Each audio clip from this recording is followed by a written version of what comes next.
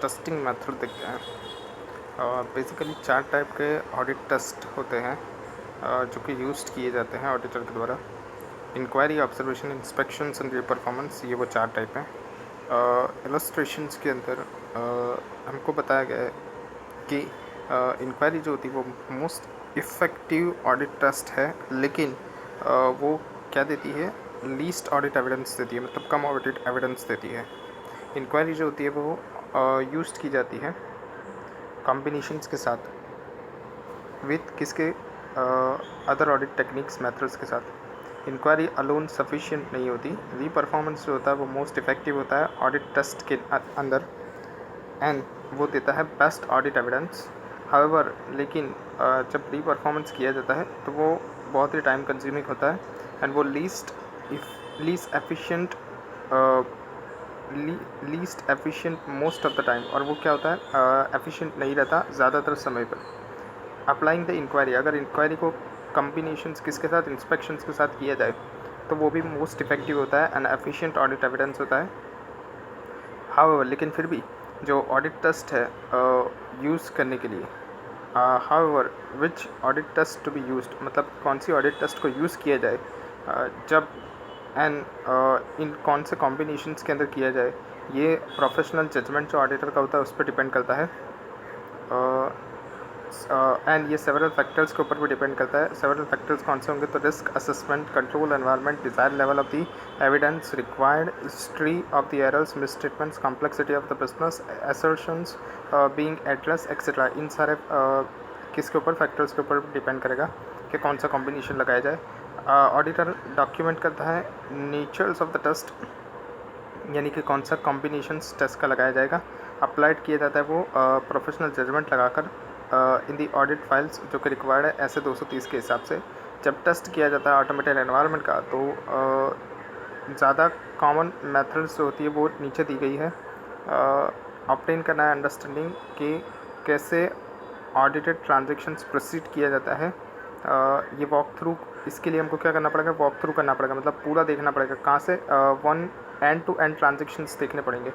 Using the combinations, combination लगा के, कौन सी, इंक्वायरी, ऑब्जर्वेशन एंड इंस्पेक्शंस का कॉम्बिनेशन लगा के देखना पड़ेगा।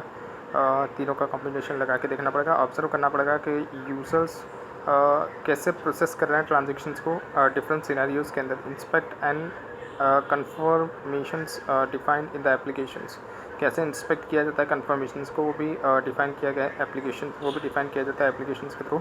यहाँ पर हमको स्क्रीनशॉट दिया गया है कन्फर्मेशंस डुप्लीकेशन इनवॉइस का SAP एप्लीकेशंस के अंदर। जब भी डुप्लीकेशन इनवॉइस होता है तो ऐसा एरर मैसेज जनरेट करके आ जाता है, conformations for the double invoice validations. Example के तौर पे इंस्पेक्ट किया जाता है सिस्टम लॉक्स का डिटरमाइन करने के लिए किसने चेंज किया last audit, since the last audit test, मतलब जब लास्ट ऑडिट टेस्ट किया गया था उसके बाद किसने चेंज किया, उसके लिए, उसको जानने के लिए क्या किया जाता है, सिस्टम लॉक को इंस्पेक्ट किया जाता है। इसके अंदर एग्जांपल दिया गया है स्क्रीनशॉट लास्ट मॉडिफाइड डेट का, depreciation calculations program in the PeopleSoft applications, ये सब दिया गया है स्क्रीनशॉट। एग्जांपल के तौर पे इंस्पेक्ट टेक्निकल मैनुअल या तो user manual of the systems and the applications, यानी ये टेक्निकल मैनुअल या तो user manual of the systems and applications जो होता है उसको इंस्पेक्ट किया जाता है, ये सब जानने के लिए। कैरिड आउट किया जाता है टेस्ट चेक, यानी नेगेटिव टेस्ट किया जाता है, एंड ऑब्जर्व किया जाता है एरर्स मैसेज जो भी डिस्प्लेड किए गए हैं बाय द एप्लीकेशंस। यहाँ पर हमको बताया गया है एरर्स जो भी डिस्प्लेड किए जाते हैं एप्लीकेशंस के अंदर, दैट इज़ JD एडवर्ड्स, जब पोस्ट किया जाता है ट्रांजेक्शन्स क्लोजिंग पीरियड के अंदर। यहाँ पर एरर मैसेज क्या दिख रहा है, एरर मैसेज डिस्प्लेस हो रहा है एप्लीकेशंस के अंदर। GL डेट जो है वो प्रायर पीरियड की है, ऐसा भी एरर मैसेज हमको आ जाता है। फॉर एग्जांपल के तौर पे जब कंडक्ट किया जाता है री परफॉर्मेंस रॉ सोर्स का, मतलब जो रॉ डेटा है उसका री परफॉर्मेंस किया जाता है, एंड इंडिपेंडेंटली अप्लाइड किया जाता है formulas, business rules, validations, source of the datas के ऊपर क्या यूज़ करके, कैट यूज़ करके। यहाँ पर एग्जांपल दिया गया है, स्क्रीनशॉट दिया गया है MSSS का एक्सट्रैक्ट करने के लिए जनरल एंट्रीज़ जो कि अबाव 5 करोड़ की है, मतलब 5 करोड़ से अबाव की जो भी एंट्रीज है उसको एक्सट्रैक्ट किया गया है। To rely on the system, system पर रिलाई करना है एंड एप्लीकेशंस बेस्ड इंफॉर्मेशंस पे रिलाई करना है। इसके अंदर इंक्लूड किया जाता है data reporting, automation, controls, confirmations, calculations and the IT department. वो ज़रूरी होता है जब डिटरमाइन किया जाए existence and effectiveness of the general IT controls, मतलब जनरल आईटी कंट्रोल्स कितने एग्जिस्ट कर रहे हैं और इफ़ेक्टिव हैं। उससे हमको पता चलता है कि इसके ऊपर रिलाई करना चाहिए, सिस्टम्स के ऊपर कितना रिलाई करना चाहिए। जब जनरल आईटी कंट्रोल्स एग्जिस्ट नहीं कर रहे या तो एग्जिस्टेंस है लेकिन वो इनफेक्टिव है, तो ऑडिटर क्या करेगा, असेस करेगा इम्पैक्ट उसकी आईटी रिस्क के ऊपर कि कितना आईटी रिस्क हो सकता है, एंड कॉम्प्लेक्सिटी देखेगा वो ऑटोमेटेड एनवायरनमेंट की जहाँ पर बिजनेस ऑपरेट हो रहा है, एंड प्लान करेगा वो अल्टरनेटिव ऑडिट प्रोसीजर उसके हिसाब से, ताकि वो रिलाई कर पाए सिस्टम्स के ऊपर जो कि बेस्ड करता है informations. Internal financial controls as पर द रेगुलेटरी रिक्वायरमेंट, जो टर्म है इंटरनल फाइनेंशियल कंट्रोल आईएफसी, वो बेस्ड करता है, रेफर करता है पॉलिसीज़ एंड द प्रोसीजर्स जो प्लेस की जाती है बाय द कंपनीज एंश्योर करने के लिए reliabilities of the financial reporting, effectiveness and efficiency of the operation, compliance with the applicable laws and the regulation, safeguard करना है एसेट्स को, प्रिवेंट करना है, डिटेक्ट करना है फ्रॉड को। कंपनीज एक्ट 2013 प्लेस करता है ग्रेटर एम्फोसिस किसके ऊपर, इफेक्टिव इम्प्लीमेंटेशन एंड रिपोर्टिंग के ऊपर on the internal controls for the company. यानी यहाँ पर ग्रेटर एम्फेसिस किसके ऊपर दिया जाता है, 2013 के हिसाब से कंपनीज एक्ट 2013 के अंदर ज़्यादा एम्फेसिस, मतलब ज़्यादा भार किसके ऊपर दिया गया है कि जो इंटरनल कंट्रोल्स है कंपनीज़ के वो इफ़ेक्टिवली इम्प्लीमेंट किए गए हैं ना, एंड उसका रिपोर्टिंग भी देखना है ऑडिटर को। जो टेबल दिया गया है हमको नीचे समरी रिक्वायरमेंट का इस एक्ट के रिलेशंस में, यहाँ पर हमको सेक्शंस दिए गए हैं, कौन रिस्पॉन्सिबल है और कहाँ पर एप्लीकेबल है वो बताया गया है। सेक्शंस कौन से, 134(5)(e) ऑफ द एक्ट। इसके अंदर क्या होता है, तो लिस्टेड कंपनी जहाँ पर डायरेक्टर की रिस्पॉन्सिबिलिटी होती है स्टेटमेंट बनाने की, वो क्या करता है, लेट डाउन करता है इंटरनल फाइनेंशियल कंट्रोल्स, मतलब बनाता है, डिज़ाइन एंड इम्प्लीमेंट करता है इंटरनल फाइनेंशियल कंट्रोल्स का, फॉलोड किया जाता है by the company and such internal financial control. और ये जो इंटरनल फाइनेंशियल कंट्रोल्स हैं ये एडिक्वेट होने चाहिए एंड ऑपरेट किए जाने चाहिए इफेक्टिवली। ये सेक्शन 134(5)(e) जो है उसके अंदर कौन रिस्पॉन्सिबल होता है, बोर्ड ऑफ डायरेक्टर रिस्पॉन्सिबल होता है, एंड एप्लीकेबल किसको है, लिस्टेड कंपनी के लिए है। आईएफसी जो है वो एप्लीकेबल होता है, एप्लीकेबल हुआ है from 1 April 2014 onwards for the companies. Section 143(3)(1) of the act देखते हैं, तो इसके अंदर क्या बोला गया है, तो ऑडिटर जो है उसको स्टेट करना पड़ेगा companies adequate internal financial controls systems in place and also on the operating effectiveness of such controls। यानी कि जो IFC है इंटरनल फाइनेंशियल कंट्रोल्स है वो एडिक्वेट है ना, एंड वो ऑपरेट भी कर रहा है ना इफेक्टिवली, वो देखना पड़ता है ऑडिटर को। ऑडिटर क्या करेगा, auditor shall not apply to the private company मतलब ये जो रिक्वायरमेंट होती है ये अप्लाई नहीं करती प्राइवेट कंपनी को। कौन सी प्राइवेट कंपनी, जो 1% कंपनी है या तो स्मॉल कंपनी है या तो जिसका टर्नओवर 50 करोड़ है एज पर the latest audited financial statements and aggregated borrowings from the bank या तो फाइनेंशियल इंस्टीट्यूशन या तो बॉडी कॉर्पोरेट, कोई भी पॉइंट ऑफ टाइम पे, मतलब कभी भी time at any point of time during the financial year के अंदर अगर वो लेस दैन 25 करोड़ हुआ तब 143(3)(1) जो है वो उसके अंदर कौन रिस्पॉन्सिबल होता है, स्टैट्यूटरी ऑडिटर रिस्पॉन्सिबल होता है, एंड एप्लीकेबल किसके लिए, सारी कंपनीज़ के लिए एप्लीकेबल है। सेक्शन 177(4)(7) ऑफ द एक्ट, इसके अंदर क्या है, एवरी ऑडिट कमेटी, मतलब हर ऑडिट कमेटी को एक्ट करना पड़ता है अकॉर्डिंग विद द टर्म्स जो भी रेफर किए गए हैं राइटिंग के अंदर by the board which shall. उसके अंदर क्या है, इंटर अलाइड किया जाता है, उसके अंदर इंक्लूड किया जाता है इवेल्युएट करना internal financial controls and the risk management systems. तो ये किसके 177 जो है उसके अंदर रिस्पॉन्सिबल कौन होता है, ऑडिट कमेटी रिस्पॉन्सिबल होती है, एंड एप्लीकेबल किसको है, सारी कंपनीज़ को जो ऑडिट सारी कंपनीज़ को हैविंग द ऑडिट कमेटी, सारी कंपनीज जिनके पास ऑडिट कमेटी है। एज पर the section 149(8) of the act, company and independent directors जो हैं वो अबाइड होते हैं, मतलब बंधे हुए होते हैं प्रोविजंस जो भी स्पेसिफाइड किया गया है शेड्यूल किसके अंदर, 4 के अंदर, जो लेट डाउन करता है code of the independent directors, जहाँ पर क्या दिया गया है, कोड ऑफ इंडिपेंडेंट डायरेक्टर्स दिया गया है एज़ पर द कोड। इस कोड के हिसाब से जो rules and the functioning of the independent director है उसके अंदर इंक्लूड किया जाता है कि सेटिस्फाइड करना है डायरेक्टर को अपने आप को integrity of the financial informations को लेकर एंड फाइनेंशियल कंट्रोल्स को लेकर of the risk management are robust and defensible. मतलब वो रोबस्ट है, मतलब क्या है वो लोग, इफ़ेक्टिव हैं, रोबस्ट हैं, एंड वो डिफेंसिबल है, मतलब जो भी ऐसे रिस्क आते हैं उसको डिफेंड कर सकते हैं। ये 149(8) एंड द शेड्यूल 4 जो है वो किसके लिए होता है, who is responsible, independent director responsible होता है। ये एप्लीकेबल होता है सारी कंपनीज़ को जिसके पास इंडिपेंडेंट डायरेक्टर्स हैं। जो डायरेक्टर्स एंड द मैनेजमेंट है वो प्राइमरीली रिस्पॉन्सिबल होता है इम्प्लीमेंट एंड मेंटेन करने के लिए effective internal control framework. And जो ऑडिटर होता है उससे एक्सपेक्ट किया जाता है कि ऑडिटर क्या करेगा, इवेल्युएट करेगा, वैलिडेट करेगा, रिपोर्ट देगा design and operating effectiveness of the internal controls के ऊपर। गाइडेंस नोट जो होती है audit of the internal financial controls और फाइनेंशियल रिपोर्टिंग वो भी इश्यू की जाती है ICAI के द्वारा, जो प्रोवाइड करता है फ्रेमवर्क, मतलब बताता है कि कैसे ऑडिटर को फॉलो करना है, फुलफिल करना है, उसकी रिस्पॉन्सिबिलिटी। इलस्ट्रेशन दिया गया है हमको नीचे।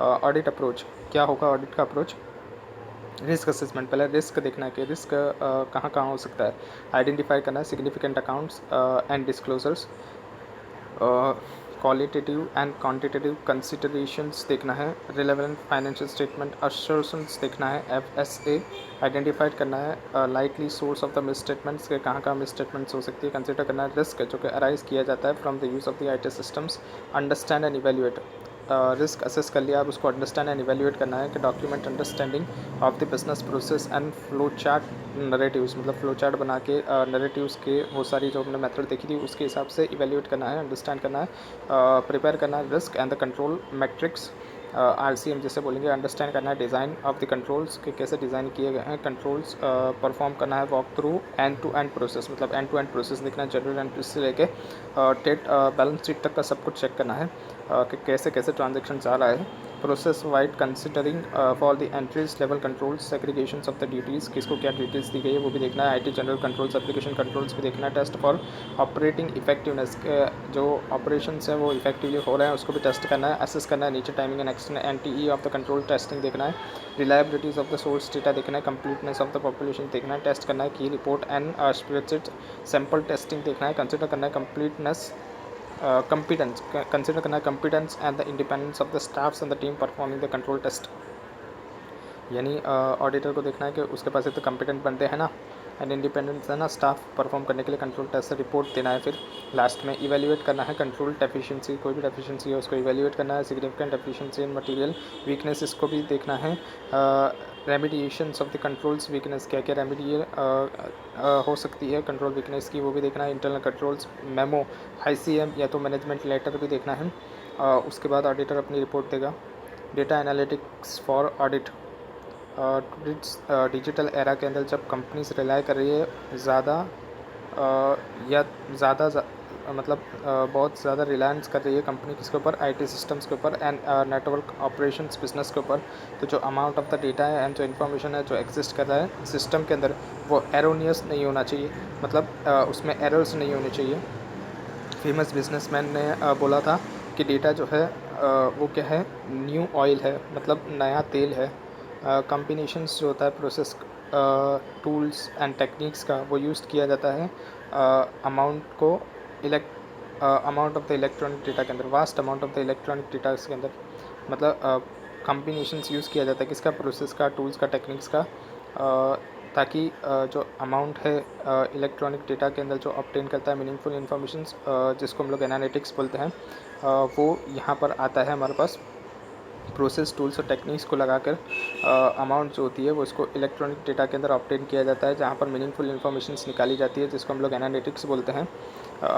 जब true while it is true, ये सच्चाई है कि जो कंपनी है उसको बेनिफिट मिलता है जब वो यूज़ करती है डेटा एनालिटिक्स, उसके अंदर वो increase in terms of increase in the profit, उसको कैसे फ़ायदा होता है, बेनिफिट होता है, तो उसका प्रॉफिट बढ़ जाता है, बेटर कस्टमर सर्विस होती है, गेन करता है वो कंपटीशन एडवांटेज, ज़्यादा एफिशिएंट ऑपरेशंस हो जाते हैं एक्सेट्रा।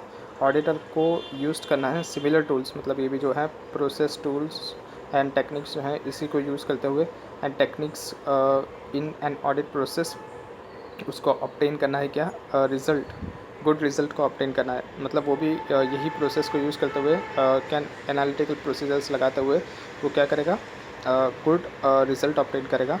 जो टूल्स एंड जो टेक्निक्स है वो ऑडिटर यूज़ करता है अप्लाइड करने के लिए principles of the audit analytics, जिसको हम लोग बोलते हैं computer assist audit techniques, cats in short. इसका क्या है शॉर्ट फॉर्म से। डेटा एनालिटिक्स यूज किया जाता है टेस्ट करने के लिए electronic records and data data residing in the IT systems using the spreadsheet की मदद से हम लोग डेटा को चेक करते हैं एंड स्पेशलाइज्ड ऑडिट टूल्स भी लगाते हैं। उसका क्या नाम है, कौन से है वो, IDEA and ACL to perform the following. क्या परफॉर्म करने के लिए, चेक करने के लिए कंप्लीटनेस ऑफ द डेटा के जो डेटा है वो कंप्लीट है ना, एंड जो पॉपुलेशन से यूज की जा रही है वो एंड जो पॉपुलेशन से जो यूज़ की जा रही है वो टेस्ट ऑफ कंट्रोल्स के लिए है या तो सब्सटेंटिव ऑडिट टेस्ट के लिए है, वो भी देखना पड़ता है। Selections of the audit sample, कैसे ऑडिट सैंपल्स को सिलेक्ट किया जा रहा है, रैंडम सैम्पलिंग किया जा रहा है या सिस्टमेटिक सैम्पलिंग किया जा रहा है, recompetitions of the balance, reconstructions of the trial balance from the transactions data, ये भी किया जाता है। री-परफॉर्मेंस किया जाता है मैथमेटिकल कैलकुलेशंस का, डेप्रिशिएशन बैंक इंटरेस्ट कैलकुलेशंस भी खुद से किया जाता है। Analysis of the general entries जो कि रिक्वायर्ड है as per acid 240। Fraud investigations भी किया जाता है, इवेल्युएट किया जाता है। Impact of the controls deficiency, controls के अंदर कितनी डेफिशिएंसी है उसको भी इवेल्युएट किया जाता है। सेवरल स्टेप्स होते हैं उसको फॉलो करना पड़ता है अगर हमको सक्सेस चाहिए कैट्स के अंदर एंड सपोर्ट टूल्स के अंदर। सजेस्टेड अप्रोच जो है वो बेनिफिट होता है जब यूज़ किया जाता है। कैट इलस्ट्रेट करके बताया है। अंडरस्टैंड करना है, सबसे पहले ऑडिटर क्या करेगा, अंडरस्टैंड करेगा बिजनेस का एनवायरनमेंट जिसके अंदर IT है। डिफ़ाइन करना है ऑब्जेक्टिव्स एंड क्राइटेरिया के, कौन से ऑब्जेक्टिव्स रहेंगे और क्या क्राइटेरिया रहेगा वो भी डिफ़ाइन किया जाएगा। आइडेंटिफाइड करना है source and format of the data, कौन से सोर्स के अंदर एंड कौन से फॉर्मेट के अंदर डेटा लेना है वो भी आइडेंटिफाइड किया जाएगा। एक्सट्रैक्ट करना है डेटा को, वेरीफाई करना है completeness and accuracy of the extracted data, कि जो भी एक्सट्रैक्टेड डेटा है वो कंप्लीट है ना, वो एक्यूरेट है ना।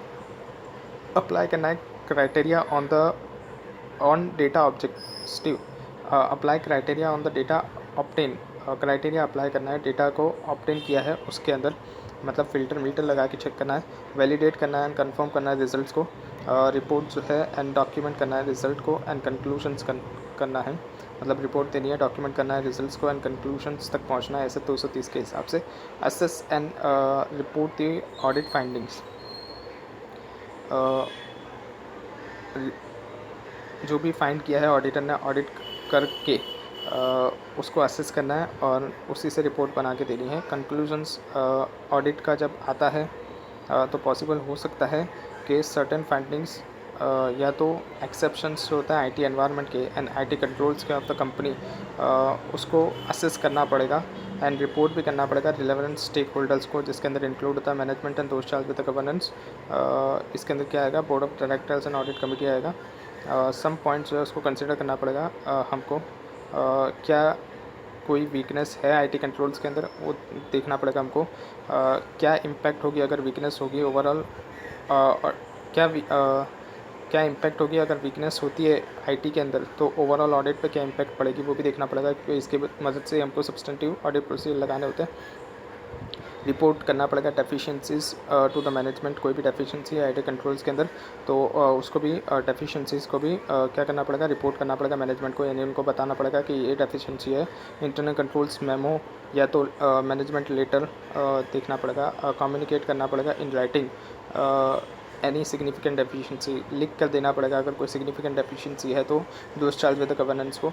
Auditor need to access, auditor को एसेस करना पड़ेगा, फाइंडिंग उसने जो भी फाइंड आउट किया है उसको एसेस करना पड़ेगा, या तो exceptions to determine the impact, और उसकी क्या इम्पैक्ट आएगी ऑडिट के ऊपर वो भी उसको चेक करना पड़ेगा, इवेल्युएट करना पड़ेगा। एक्सेप्शंस रिजल्ट, कि इसकी क्या रिजल्ट निकल के आएगा अगर डेफिशिएंसी होती है इंटरनल कंट्रोल्स के अंदर, तो फ्लो चार्ट हमको दिया गया है उससे हमको पता चलेगी क्या है। डज द फाइंडिंग या तो exceptions result in the control deficiency, मतलब ऑडिटर जब फाइंड कर रहा है तो क्या उसको इंटरनल कंट्रोल्स के अंदर डेफिशिएंसी मिल रही है। अगर आंसर आता है नो तो वो क्या करेगा, डॉक्यूमेंट कर देगा, रिजल्ट को असेस करेगा through the process in the audit files, मतलब जो भी उसने रिजल्ट ऑब्टेन करेगा उसको क्या करेगा, वो असेस करेगा, मतलब चेक कर लेगा एक बार एंड प्रोसेस कर देगा एंड डॉक्यूमेंट करेगा वो रिजल्ट जो भी उसने असेस किया है उसको, एंड प्रोसेस भी कर देगा ऑडिट फाइल को, और कंक्लूजन अपना ड्रॉ करके ऑडिट रिपोर्ट दे देगा।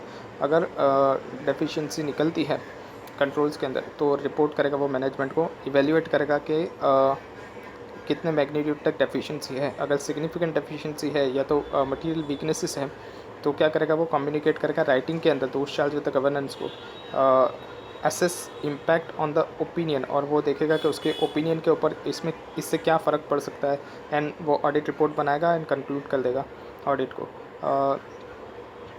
अगर टेस्ट कंपनसेटिंग कंट्रोल से, अगर यहाँ पर क्या था, अगर डेफिशिएंसी थी, इवेल्युएट कर रहा था ऑडिटर लाइकलीहुड कि कितना मैग्नीट्यूड तक डेफिशिएंसी है, वो देखेगा। अगर वहाँ पर सिग्निफिकेंस डेफिशिएंसी होती है एंड वीकनेसेस होती है तो वो क्या कर रहा था, कम्युनिकेट कर रहा था रिटर्न के अंदर दो चार विद द गवर्नेंस को। लेकिन अगर ऐसा नहीं होता तो वो क्या करेगा, can be test compensating the controls. अगर सिग्निफिकेंट डेफिशिएंसी नहीं होती तो वो देखेगा कि ये जो डेफिशिएंसी है उससे क्या हम लोग टेस्ट कर पाएंगे कंपनसेटरी कंट्रोल्स को, यानी कंट्रोल्स लगाकर हम लोग देख पाएंगे कि कितनी डेफिशिएंसी है। अगर हम लोग कर पाते हैं तो एडिशनल ऑडिट एविडेंस ऑब्टेन कर लेगा वो जो कि रिक्वायर्ड है, डॉक्यूमेंट कर देगा रिजल्ट्स को, यानी जो भी उसने एडिशनल ऑडिट एविडेंस लगाए हैं उससे, मतलब सब्सटेंटिव ऑडिट पर से लगा के जो भी उसको एडिशनल ऑडिट एविडेंस मिले हैं उसको वो डॉक्यूमेंट कर देगा असेस करने के बाद, एंड प्रोसेस कर देगा ऑडिट फाइल को एंड कंक्लूड कर देगा। अगर कंपनसेटरी कंट्रोल्स, अगर test of the compensatory controls नहीं है तो वो क्या करेगा, ऑब्टेन करेगा evidence of the other mitigating factors, यानी वो क्या करेगा, एविडेंस ऑब्टेन करेगा एविडेंस अदर मिटिगेटिंग फैक्टर्स के कंट्रोल्स को दूसरी तरीके से कैसे मीट किया जाएगा, मतलब रोका जाएगा, रिस्क को कैसे मिटिगेट किया जाएगा कंट्रोल्स लगाकर। अगर वैसा हो जाएगा तो वो क्या करेगा, एडिशनल ऑडिट प्रोसीजर लगा कर डॉक्यूमेंट कर देगा उसके रिजल्ट को जो भी असेस किया गया है, एंड प्रोसीड कर देगा फाइल्स को एंड कंक्लूड कर देगा। अगर वो भी नहीं हो रहा है तो वो क्या करेगा, इम्पैक्ट देखेगा ऑटोमेटेड कंट्रोल्स या तो आईटी डिपार्टमेंट कंट्रोल्स का। अगर इम्पैक्ट जो है वो ज़्यादा आ रहा है तो वो क्या करेगा, अगर इम्पैक्ट जो है impact there is an impact on the automated controls या तो आईटी डिपार्टमेंट कंट्रोल्स, अगर उसका इम्पैक्ट आ रहा है किसके ऊपर, ऑटोमेटेड कंट्रोल्स या तो आईटी डिपार्टमेंट कंट्रोल्स के ऊपर, तो वो क्या करेगा, एडिशनल ऑडिट एविडेंस ऑब्टेन करेगा, डॉक्यूमेंट कर देगा रिजल्ट को जो भी उसने असेस किया है through out the process in the audit and conclude कर देगा। अगर इम्पैक्ट जो होता है ऑटोमेटेड कंट्रोल्स या तो आईटी डिपार्टमेंट का वो नहीं कम आ रहा है, अगर इम्पैक्ट नहीं आ रहा है तो वो क्या करेगा, डॉक्यूमेंट कर देगा रिजल्ट को असेस करके एंड प्रोसेस कर देगा ऑडिट फाइल्स को एंड कंक्लूड कर देगा। डेफिशिएंसी अगर इंटरनल कंट्रोल्स के अंदर एग्जिस्ट करती है तो अगर एग्जिस्ट करती है तो जो कंट्रोल्स है वो कैसे डिज़ाइन इम्प्लीमेंट या तो ऑपरेट किया जा रहा है इस वे के अंदर, ताकि वो प्रिवेंट कर पाए, डिटेक्ट कर पाए, कंट्रोल करेक्ट कर पाए मिस स्टेटमेंट्स को in the financial statements timely basis पे, या तो कंट्रोल्स क्या कोई मिसिंग है वो भी वो चेक कर लेगा। अगर डेफिशिएंसी होती है इंटरनल कंट्रोल्स के अंदर, अगर वो एग्जिस्ट करती है तो कंट्रोल्स कैसे डिज़ाइन किए गए, इम्प्लीमेंट किए गए, ऑपरेट किए जा रहे हैं वो देखेगा, एंड क्या जो कंट्रोल्स है क्या वो प्रिवेंट, डिटेक्ट एंड करेक्ट कर पाए मटेरियल स्टेटमेंट फाइनेंशियल स्टेटमेंट्स के अंदर टाइमली बेसिस पे, या तो कंट्रोल्स कोई मिसिंग तो नहीं है वो भी वो चेक कर लेगा। इवेल्युएट करेगा एंड असेस करेगा ऑडिट फाइंडिंग्स जो भी उसने फाइंड किया गया है उसको इवेल्युएट एंड असेस करेगा, एंड कंट्रोल डेफिशिएंसीज अगर कोई इन्वॉल्व है तो वो अप्लाई करेगा उसका प्रोफेशनल जजमेंट, जिसके अंदर इंक्लूड किया जाता है considerations quantitative and qualitative measures लगा के ईच फाइंडिंग्स जो होता है वो देखेगा इंडिविजुअली एंड एग्रीगेट के अंदर भी कंबाइन करके किसको, अदर फाइंडिंग्स एंड डेफिशिएंसीज को। इलस्ट्रेशंस बिलो एग्जांपल दिया गया है कंट्रोल एफिशिएंसी का in the general IT controls. However this audit findings report to the management, और ये भी जो भी फाइंडिंग्स होता है ये ऑडिटर क्या करेगा, रिपोर्ट करेगा मैनेजमेंट को। Reporting the audit findings, illustration दिया जा रहा है पासवर्ड रीसेट का। पासवर्ड रीसेट सपोर्ट कर रहा है विथ प्रॉपर रिक्वेस्ट करके ही पासवर्ड रीसेट किया जाएगा, वैसा बताया गया है। तो ऑब्जर्वेशन इसके अंदर क्या देख रहा है ऑडिटर कि जो इंफॉर्मेशन सिक्योरिटी पॉलिसीज़ के हिसाब से ही चेंजेस जो हैं वो इनिशिएट किए गए हैं एंड अप्रूव किए गए हैं। हाउएवर वो ऑब्ज़र्व भी करेगा कि कोई फॉर्मल प्रोसेस फॉलोड की गई थी पासवर्ड रीसेट की SAP के अंदर। वो ये भी देखेगा कि क्या कोई नो फॉर्मल प्रोसेस, वो ये भी देखेगा कि कोई भी फॉर्मल प्रोसेस फॉलोड नहीं की जानी चाहिए पासवर्ड रीसेट के अंदर इन द SAP। मतलब कि जैसा इंफॉर्मेशन सिक्योरिटी पॉलिसीज़ के अंदर लिखा है वैसे ही पासवर्ड रीसेट होना चाहिए। कोई फॉर्मल प्रोसेस लगाकर पासवर्ड रीसेट नहीं होना चाहिए in the SAP। Password reset request जो है वो प्रेजेंटली कम्युनिकेट की जानी चाहिए over the phone and there is no supporting document being maintained for the password reset request. अगर ऐसा कुछ है कि जो पासवर्ड रीसेट रिक्वेस्ट है वो प्रेजेंटली कैसे की जा रही है, कम्युनिकेट करके फ़ोन के थ्रू ही पासवर्ड रीसेट हो रहा है एंड कोई भी सपोर्टिंग डॉक्यूमेंट उसका मेंटेन नहीं किया जा रहा है for the password reset request, वो भी वो चेक करेगा। वो ये सारी चीज़ों को ऑब्जर्व कर रहा है, मतलब ये सारी चीज़ें देख रहा है कि पासवर्ड रीसेट तो जैसा इंफॉर्मेशन सिक्योरिटी पॉलिसीज़ के हिसाब से होना चाहिए वैसा नहीं हो रहा है। फ़ोन के ऊपर ही सारा काम हो रहा है, पासवर्ड रीसेट हो रहा है। एक्सपोजर्स के अंदर क्या आएगा, password of the user ID with the critical privilege may be reset and misused। हो सकता है कि जो भी पासवर्ड चेंज किया गया है यूज़र ID का वो मिसयूज्ड हो जाए या तो वो रीसेट कर दिया जाए एडवांटेज उठाने के लिए, प्रिविलेज करने के लिए। Non compliance with the information security policies, ये क्या हो गया, नॉन कंप्लायंस हो गया फिर से इंफॉर्मेशन सिक्योरिटी पॉलिसी का। रिकमेंडेशंस क्या होगा, मतलब ऑडिटर क्या रिकमेंड करेगा कि ये रिकमेंडेड है कि सारा जो पासवर्ड रीसेट है वो रिक्वेस्ट किया जाना चाहिए फॉर्मल प्रोसेस के थ्रू, यानी जो भी प्रोसेस बताई गई है उस वैसे ही रीसेट करना चाहिए सारे पासवर्ड्स को। एडिक्वेट सपोर्टिंग डॉक्यूमेंट्स मेंटेन करने चाहिए यूज़ करने के लिए। चेंजेस मतलब सपोर्टिंग डॉक्यूमेंट्स रखने चाहिए एडिक्वेट जब भी चेंज किया जा रहा है SAP के अंदर, SAP के अंदर, जिसके अंदर इंक्लूड किया जाता है कि password reset and review periodically. Password कब रीसेट किया गया और उसको कब रिव्यू किया गया पीरियोडिकली। मैनेजमेंट का रिस्पॉन्स क्या होगा, तो मैनेजमेंट भी इसके ऊपर कमेंट करेगा कि मैनेजमेंट क्या कमेंट कर रहा है इसके ऊपर, वो भी वो देखेगा।